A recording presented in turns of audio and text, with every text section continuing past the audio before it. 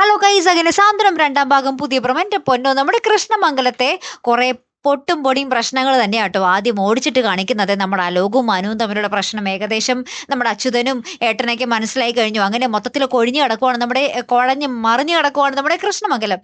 ഏറ്റവും main highlight സംഭവം എന്താന്ന് വെച്ചാൽ, നമ്മുടെ ദേവമംഗലത്തേക്ക് അനുമോളെ കെട്ടാൻ പോയ ചെറുക്കനുണ്ടല്ലോ, ആ ചെറുക്കന്റെ അച്ഛനും അമ്മയും കൂടെ വന്നിട്ട് ഭയങ്കര പ്രശ്നം ഉണ്ടാക്കുക. അതായത്, ഞങ്ങൾക്കുണ്ടായ നാണക്കേടിന് ഞങ്ങൾ മാനനഷ്ട കേസ് കൊടുക്കാൻ പോവുകയാണ്.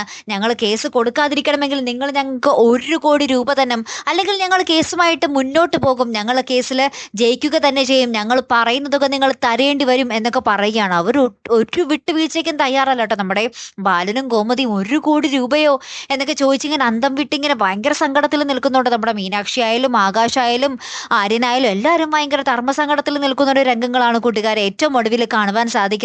അങ്ങനെ മൊത്തത്തിൽ ഇടിവെട്ടേറ്റ പോലെ നിൽക്കുവാണ് നമ്മുടെ ദേവമംഗലം. ഇനി എങ്ങനെ അതിൽ നിന്നും കര കയറും എന്നുള്ളതാണ് നമുക്കറിയേണ്ടതല്ലേ. കാത്തിരിക്കാട്ടോ. അടുത്തൊരു വീഡിയോയുമായി വരുന്നത് വരയ്ക്കും ഗുഡ് ബൈ.